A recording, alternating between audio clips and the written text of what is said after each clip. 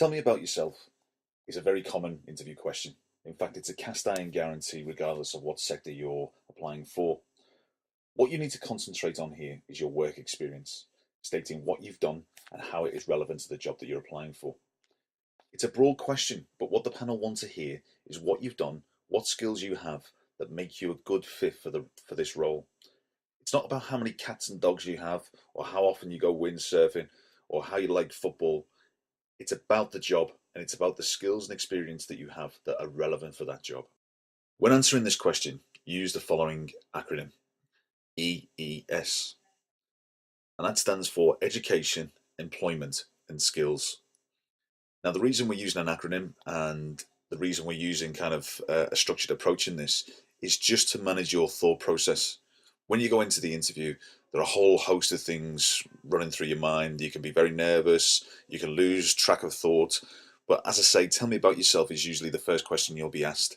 And it's always good, and it's good for your confidence if you can convey and get the message across first up. So, EES, Education, Employment and Skills. To start off with, I'm going to give you a poor answer to the question, tell me about yourself. This is something that I've heard quite recently at interview. I live at home with my girlfriend. I've just finished university. I did really well and now I'm looking for a job. Previously, I'd done work experience in a museum for a year, helping out with some admin. I've also completed a couple of professional qualifications and I enjoy playing football and tennis in my spare time. The reason it's poor is because it's general. It does not say where the person studied or even what they studied. It does not state how the work experience gained in the museum could be related to the skills needed to be a particular role, for example, a salesperson or a retail. And that's really important, is how are your skills relevant to that particular job description and person specification.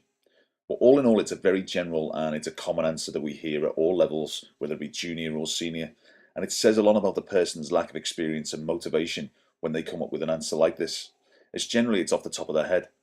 If you don't know much about you, or you haven't done much, how is the interviewer supposed to know about you and your achievements and what you can do for them? It's very, very difficult. So the key thing here is relevance. Remember, relevance is key. Read the job description, read the person's specification, find out what that employer wants. So if that's a poor answer because it's general, what does a good answer sound like? A good answer to the question would sound something like this. During university, I studied business and IT, where I achieved a 2-1. In my final year, I studied marketing, international business, and strategy, where I received awards for achieving some of the highest grades in the university. While in university, I paid for my studies working part-time for a large mobile phone company. There I developed important skills such as working with customers in a fast-paced environment. My biggest strength is the ability to communicate. By this I mean listening effectively to the needs of customers to ensure they have the right product that will solve their problems. My second strength is my ability to sell and hit targets. I enjoy working under pressure and learning about new products and working towards measurable goals. During this experience, I have always achieved my targets and never lost a customer during the 3 years I worked there. This is something I am very proud of, which demonstrates my commitment to service, and this is why I feel with this experience, combined with my educational achievements, make me a very good fit for the position, and I'd be really excited to be a member of your team. So to evaluate this answer, and the reason why it was good, is because it uses EES. If you notice, the first part of the question talked about the education, which was university, 2-1, excellent awards in both marketing, business and strategy, achieving some of the highest grades in the university. So that person's talking about how they're a high achiever. The second part is the employment, which was working in a mobile phone company. And the third part was how working in that mobile phone company, having the skills were relevant to that particular employer. So for example, the first strength was the ability to communicate, listen effectively to the needs of customers, and then ensure they have the right product that solves their problems.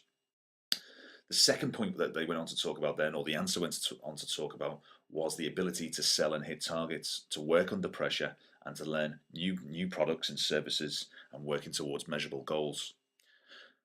One key point as well, which again is about an achievement, is that the answer talks about not losing a customer in 3 years. something very, very impressive. Again, it's putting these kind of skills in that you can offer. It's a benefit to the employer that you're talking to. And they talk about their commitment to service. So again, all these skills wrapped up are what people miss out on usually on this question, which is